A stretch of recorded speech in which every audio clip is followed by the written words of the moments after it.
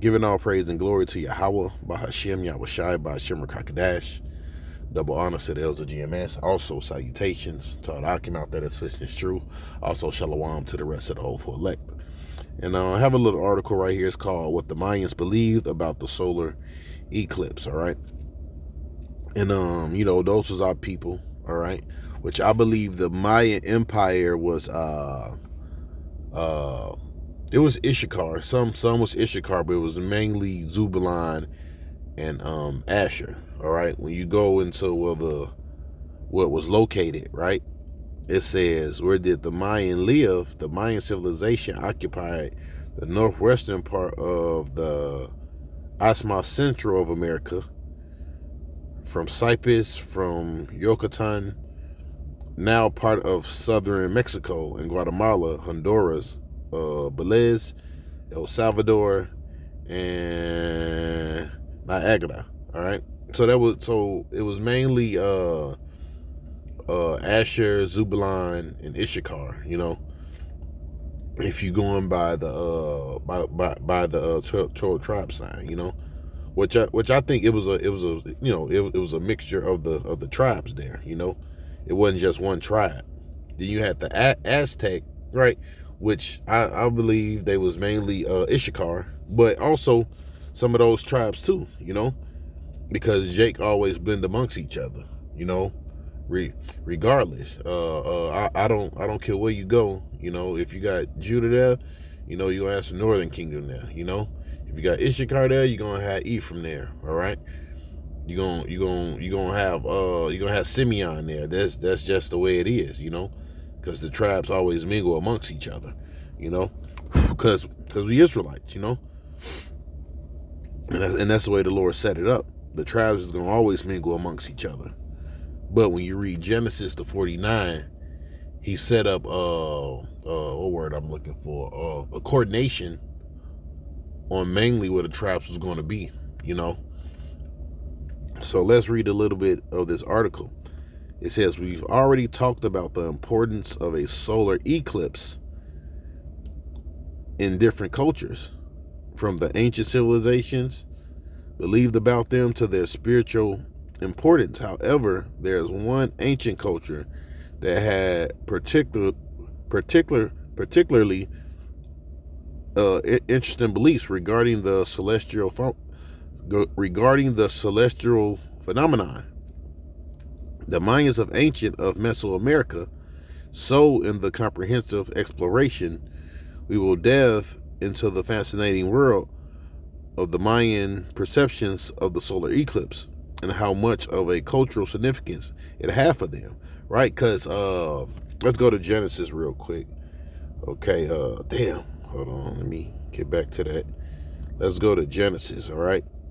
The sun and the moon is a big thing, because the Lord set it up for a reason,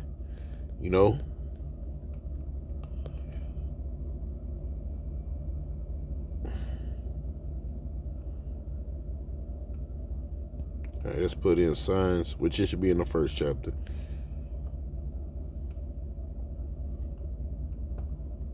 Okay, this is Genesis 1 and 14. It says, and Yahweh said, let there be lights in the firmament of the heaven to divide the day from the night, and let them be for signs and for seasons and for days and years. But like it says, the first one, signs, but also what is used for seasons. So right now, perfect example, when the Passover came, right? We already know, according to the number of the new moons, all right, or the Sabbaths, all right, which is based off the moon, when the Passover was coming. Okay, it says days and years, all right, and you count the days and the months by the moon. Okay, but the point is right here is what? Signs. All right, that's the main point. Signs, man. All right. The heavens is always used for a sign. Just like now, you got this big thing about the solar eclipse, and hell, everybody is shook up. You know, you got the schools, the government.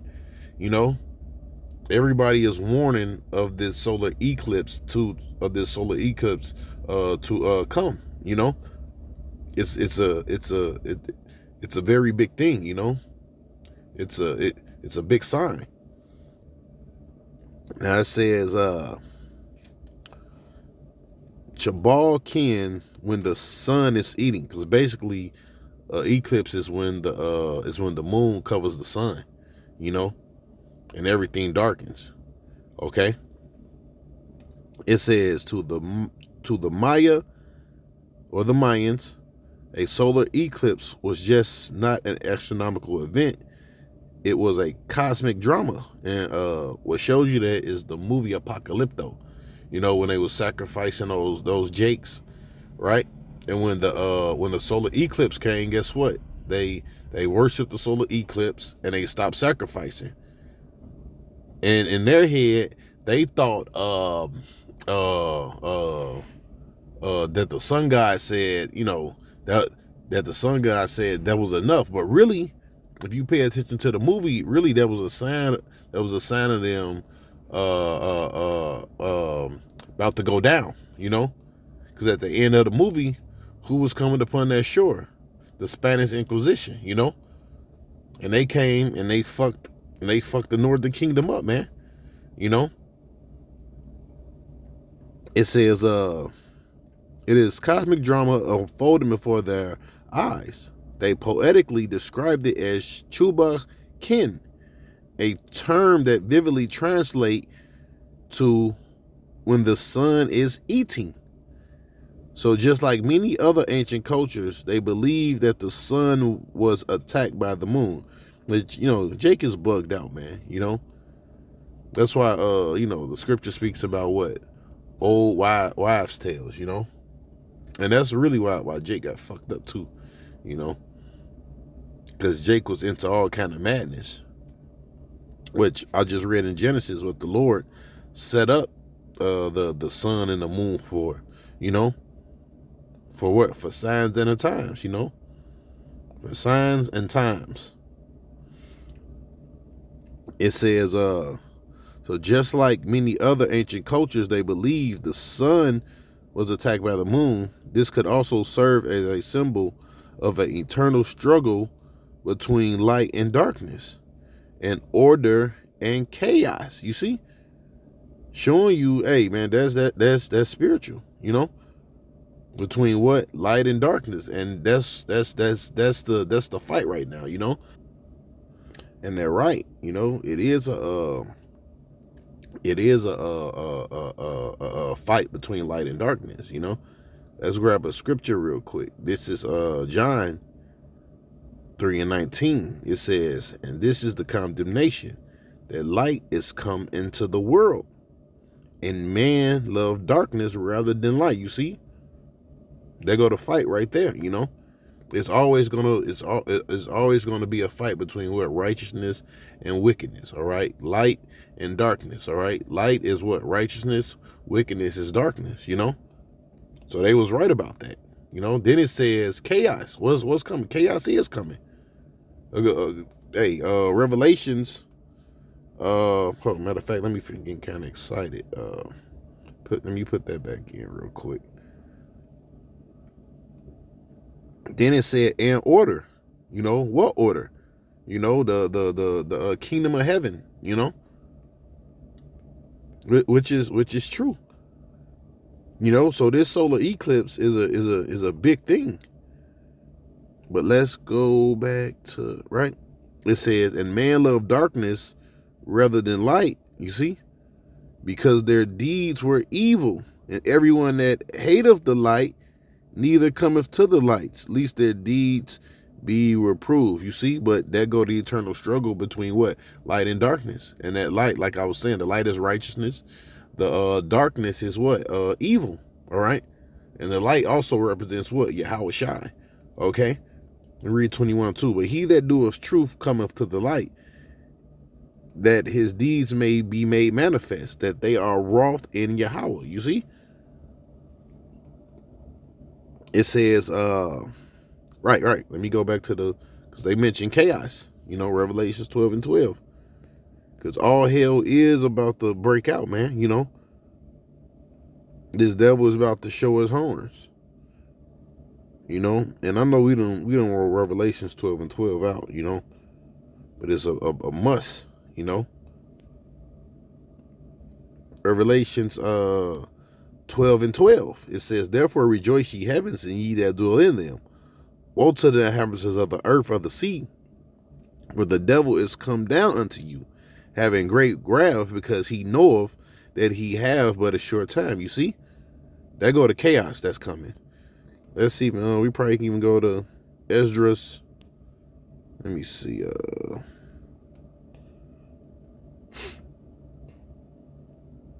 Yeah, we even let's read some of this.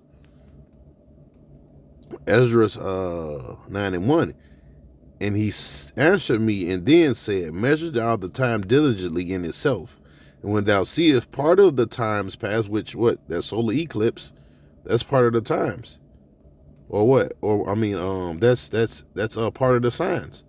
When thou seest part of the signs past, which I have told thee before, then shalt thou understand that it is the very same time wherein the highest will begin to visit the world which he made.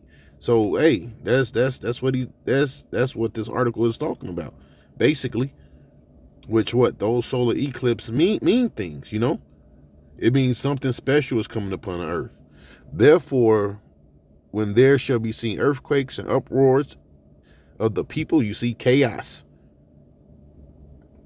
Then shalt thou well understand the Most High spake of those things from the days that were before thee, even from the beginning. For like as all that is made in the world have a beginning and an end, and the end is manifest. You see? And it represents what? Something coming. It's something ending. You see? Even so, the times also the highest have made plain beginnings and wonder and powerful works and endings and effects and signs. You see? So, hey, you can't get around that. It's a beautiful scripture right there. So let's go back.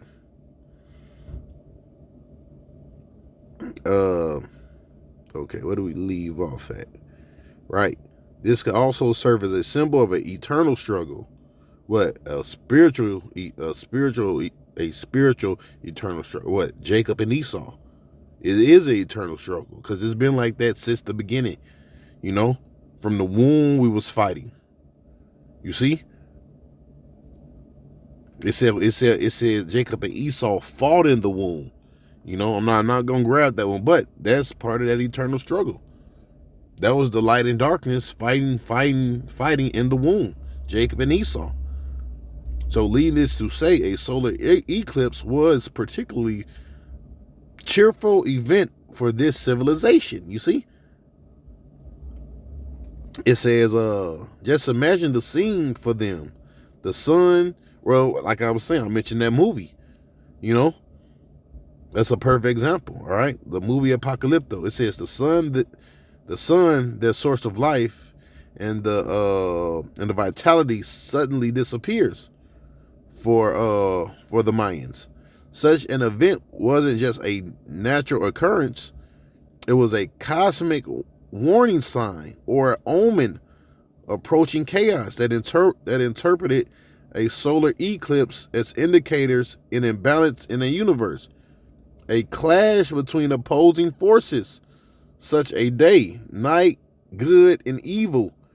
In response, in these perceived threats, the Maya would conduct rituals offering the goal to please the celestial bodies and restore cosmic harmony. So, hey man, when you look at this from a spiritual standpoint, not from the Mayan standpoint, which is still kind of spiritual, because they understood those things. But but you better believe Issachar was amongst them, and Jake have always been in tune, with the heavens, because that's one of the gifts what the Lord blessed the tribes with. Let's go to the book of Chronicles. you know. But even right here, listen to this: the sons of Gerashom throughout their families out of the tribe of Issachar, out of the tribe of Asher, out of the tribe of Naphtali, and out of the tribe of Manasseh. See, so the tribes always dwelt with each other. You see, but back to the original point, 1 Chronicles 12:32. And the children of Issachar, which were men that had understanding of the times, to know what Israel ought to do. And the heads of them were 200, and all their brethren were at their command. So, they always, but what? They used the signs of the heaven, all right, to understand the times. And I just read in Genesis, it says what? What did they use for the signs? The moon. Okay? It tells you that in, let's grab it, new moon. Should be in the book of Sirach.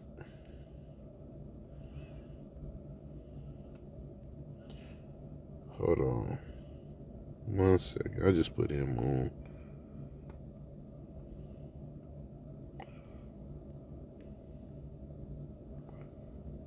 Let's go. Okay, 43. Sirach 43:6. He made the moon also to serve in her season, and for the declaration of times, and a sign of the world. You see? A sign of the world. For the moon is a sign of feast, a light that decreaseth in her perfection. The moon is called after her name, increasing wonderfully in her changing, right? Because the moon changed all throughout the month. It cycles of the moon, And once you get to the new moon, guess what? It's a new month. Being an instrument of the armies above and showing in the firmament of heaven the beauty of heaven, the glory of the stars, and Issachar had understanding of all this, man. And you better believe some of the other northern kingdom too, because like I was saying, we dwelt amongst each other. Because the Mayan Empire was big as hell, once you look at it, and also the Aztec Empire, which was mainly Issachar. It says, wonderfully in her changing, being an instrument of the armies above, showing in the firmament the beauty of heaven, the glory of the stars, an ornament giving light in the highest places of the Lord.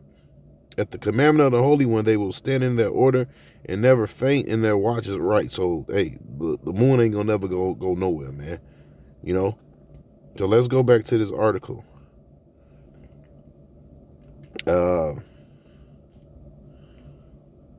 It says, in the response to these perceived threats, the Maya could conduct rituals, and they was going off. Yeah, you gotta keep mentioning the movie Apocalypto, to go to please the celestial bodies and restore cosmic harmony. They was going the hell off, man. It says, as we already explained briefly, the Maya were scared of a solar eclipse, and because why? Something comes behind that. It's a meaning. So would they do to protect themselves and their tribes, take proactive measures according to their belief in mythical creatures, such as menacing ants, threatening the sun during the eclipse, endangering not only celestial orders but also human existence.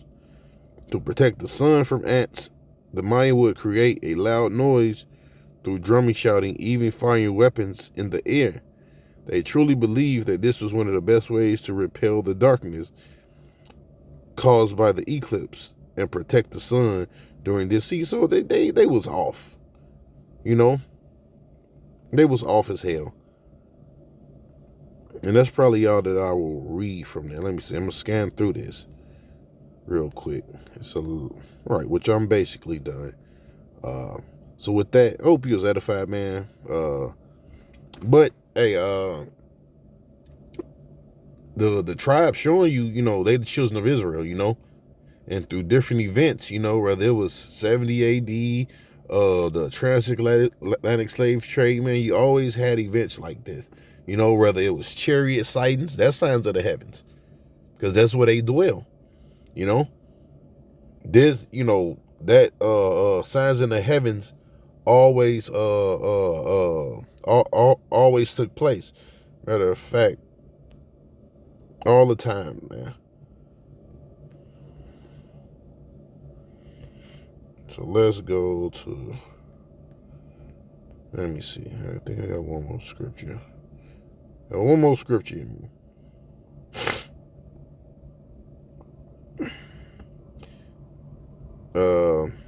Guess I'll probably go right the 25 probably. It says Luke 21 and 25, and there should be signs in the sun and in the moon and in the stars upon the distress of the nations with perplexity. The seas and the waves roar. See that right there, you see? The stress of the nations. You see that right now, And more hell is coming.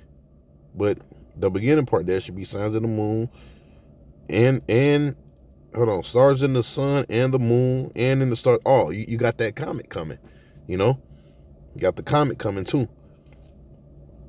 It says, man's heart failing them for fear and looking after those things which are coming upon the earth, for the powers of the heavens shall be shaken. And then shall they see the Son of Man coming in the cloud with the power and great glory. So basically all this is leading up to the second coming of Yahushua. All these great signs, all these great wonders is leading up to the second coming of Yahushua. All right, so I'm gonna stop right there. So with that, give all praise and glory to Yahweh, by Hashem, Yahushua, by Hashem Kakadash.